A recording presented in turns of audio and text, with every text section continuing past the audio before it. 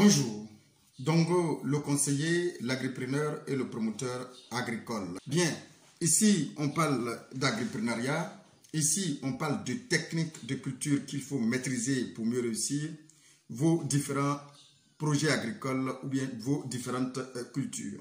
Alors, nous allons continuer notre formation sur la culture de chou. Alors, on va aborder les différentes techniques de culture qu'il faut maîtriser pour mieux réussir effectivement votre culture de l'oignon. Ce n'est pas du chou, mais de l'oignon, je vous en prie. Il faut savoir que le cycle végétatif effectivement de l'oignon va durer entre 150 à 170 jours, voire environ 5 mois à 6 mois. Du semis, bien évidemment, à la récolte. Alors, du semis au repiquage, en général, les plantules durent au moins entre 45 à 50 jours sur le lit de la pépinière. Bien évidemment, du repiquage à la récolte, c'est entre 100 à 120 jours après. Voici un peu décomposer le cycle de la réalisation de l'oignon. Voici un peu le rythme des travaux. Début des travaux, la période où il faut penser à mettre la pépinière en place, c'est entre le 20 au 21 septembre de l'année. Et bien évidemment, fin des travaux, c'est entre 30 à 30 au 31 octobre. Et au niveau du repiquage, début en réalité du repiquage va débuter entre le 20 au 21 novembre et la fin des travaux devrait être entre le 20 au 21 décembre. Bien évidemment, début récolte du 20 au 21 février et fin de la récolte du 20 au 21 mars de l'année. Donc, lorsque vous voulez faire de l'oignon, voici le calendrier culturel qu'il faut plus ou moins respecter dans l'année pour, bien sûr, les pays de l'Afrique de l'Ouest et autres pays de l'Afrique. Je pense que ça peut être utile pour vous. Ici, c'est Côte d'Ivoire. Si nous voulons vraiment faire de l'oignon, c'est ce calendrier qu'il faut respecter pour être dans le temps. On va faire un résumé brièvement de la culture, de la mise en place de la culture de l'oignon. Bien qu'il faut retenir ceci, que c'est les mêmes techniques, que ce soit toutes les cultures en pépinière, c'est les mêmes pratiques qu'il faut respecter tout simplement. Et comme je l'ai fait dans la culture de chou de manière très décomposée, je pense qu'avec ça, vous pouvez facilement faire votre culture de l'oignon sans toutefois avoir des difficultés.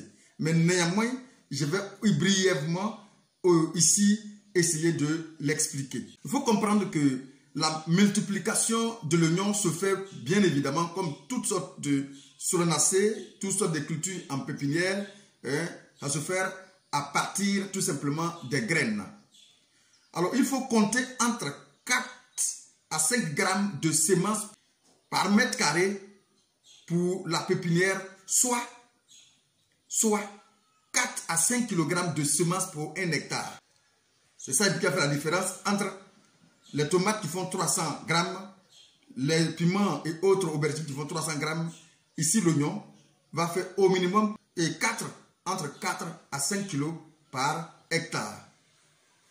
Pour 1 hectare de plantation, il faut au moins préparer environ entre 100 à 200 mètres carrés pour l'emplacement, bien évidemment, de la pépinière, selon le pouvoir germinatif, effectivement, de la variété que vous aurez, bien évidemment, choisi.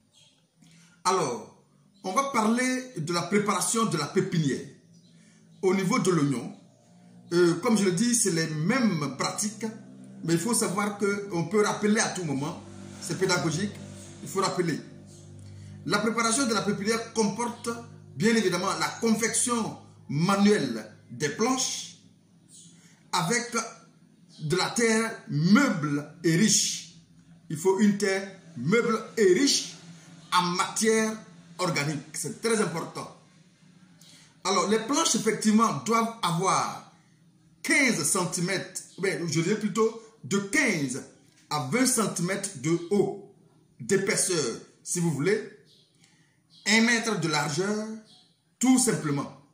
Alors, entre deux planches, l'axe qu'il faut laisser entre deux planches doit être au moins 1,60 mètres entre deux planches, tout simplement. Et il faut bien évidemment désinfecter votre planche. Vous pouvez le faire avec tout simplement un nématocide. Le nématocide ici peut être tout simplement le diafuran ou encore n'importe quel autre granulé. Le pyrical peut te servir aussi effectivement à le faire. Mais pour celui qui veut faire l'agriculture biologique, ils peuvent chauffer de l'eau qu'ils peuvent prendre effectivement pour désinfecter leur planche. Bien. Alors, la méthode d'utilisation du diafuran va être décomposée comme suit. Il faut incorporer une couche de 3 cm de terreau de brousse à la surface de la planche pour favoriser la levée et former un anti-croûtant tout simplement. Alors, ce qu'il faut comprendre ici, le terreau qu'il faut déposer peut être soit ramassé dans une forêt vierge. Vous pouvez aller creuser la partie arable, la partie superficielle de cette forêt. Vous prenez, après avoir fini de confectionner votre planche tout simplement, vous versez sur la planche. Cela va favoriser la levée parce qu'il faut savoir que cette partie de la forêt est tellement riche à cause de la matière organique qui, depuis des décennies, tombe et se décompose et travaillée par ces êtres qui transforment cette matière organique en humus, ce qui fait que cette matière-là et ce terreau est beaucoup plus riche pour favoriser la levée, tout simplement. Ensuite, vous allez maintenant épandre votre granulé, c'est-à-dire vous allez épandre votre diafuran en raison tout simplement de 10 grammes par mètre carré. Alors, je dirais tout à l'heure, il faut saupoudrer la planche de terreau de la brousse et ensuite la couvrir avec un film de polyéthylène noir préalablement arrosé, visant effectivement à empêcher les fuites de gaz. Lorsque vous, effectivement, vous finissez de saupoudrer votre planche, il faut veiller à fermer avec un plastique de polyéthylène noir, tout simplement.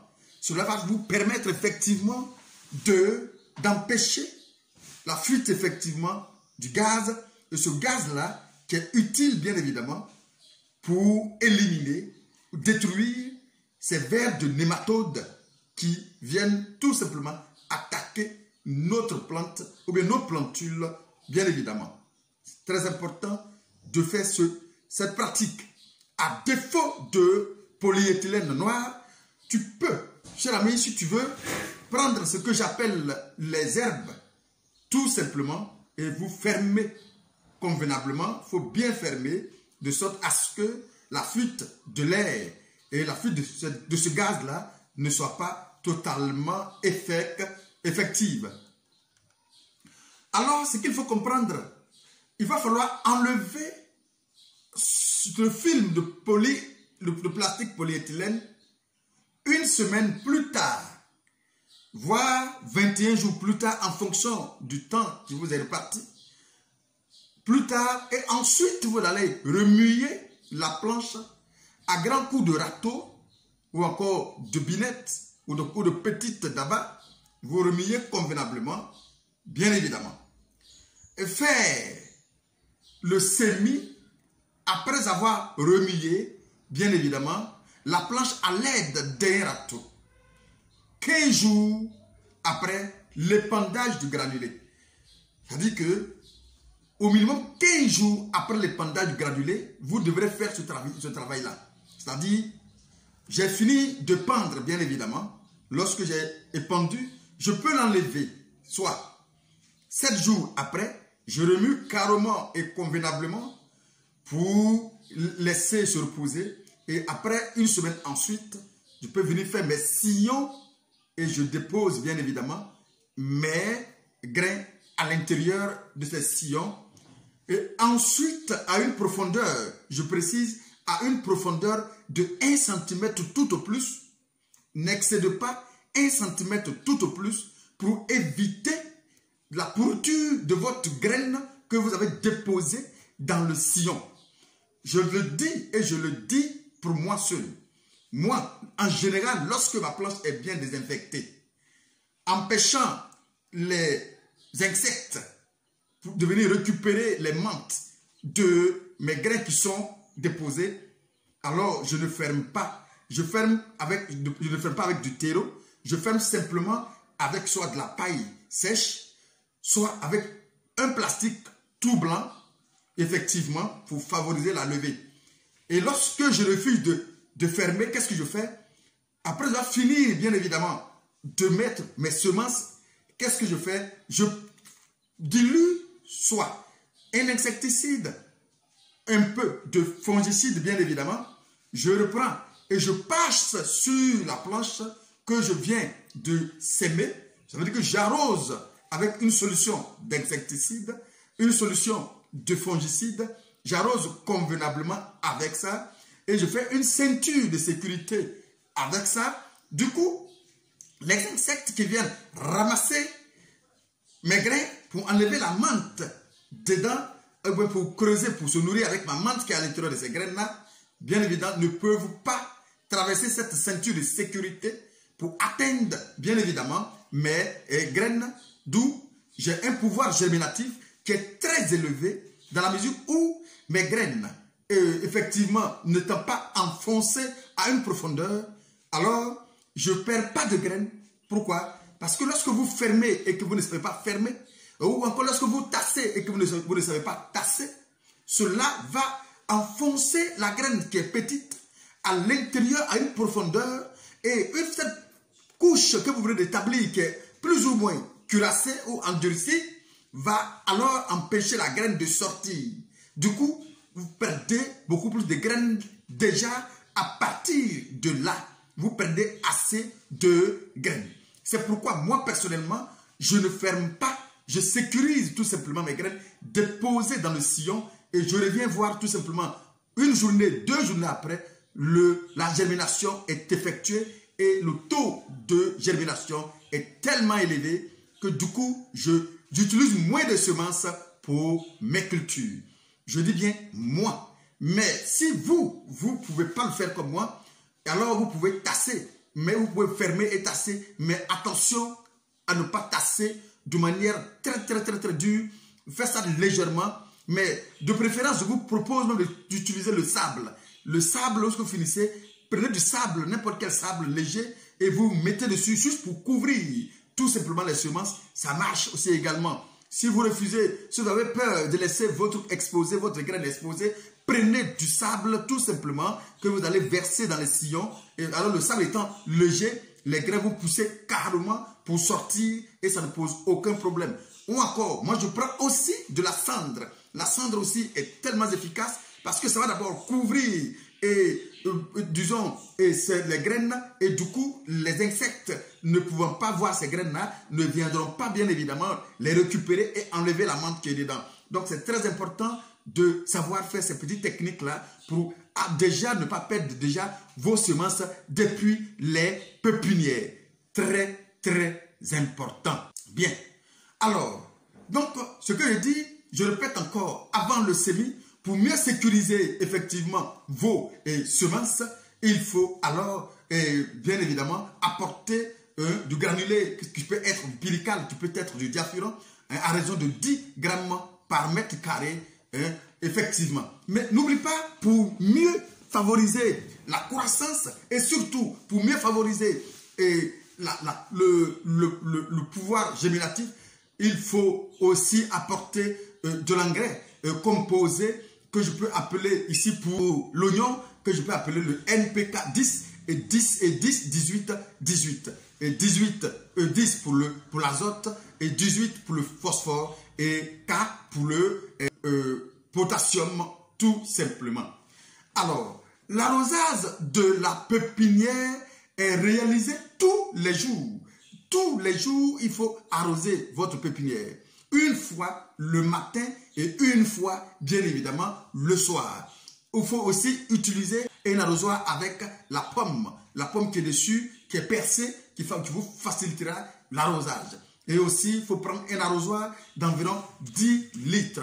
10 litres au mètre carré sur la pépinière. Lorsque vous voulez arroser, prévoyez au moins 10 litres au mètre carré. Voici simplement détaillé et décortiqué comment il faut déposer votre pépinière en place, de sorte à avoir un bon pouvoir génératif très élevé et surtout avoir une plantation saine et déjà depuis le départ. Tout ce que je viens de citer, c'est une sorte de vaccination. C'est une sorte de vaccination qu'on a effectuée aux plantules déjà.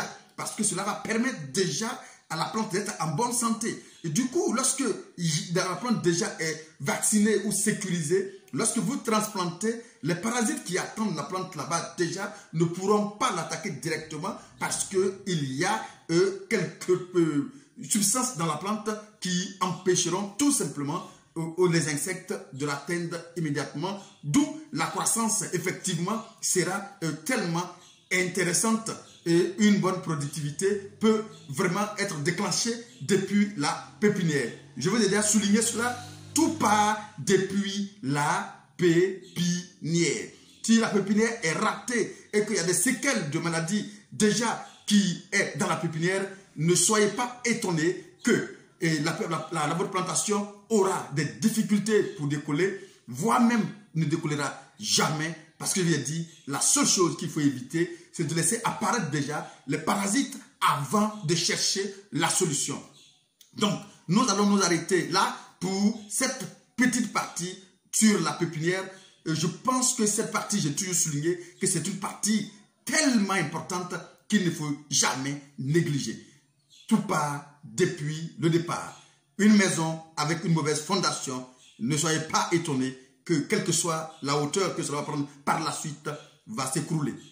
Merci, à bientôt pour la suite de votre formation.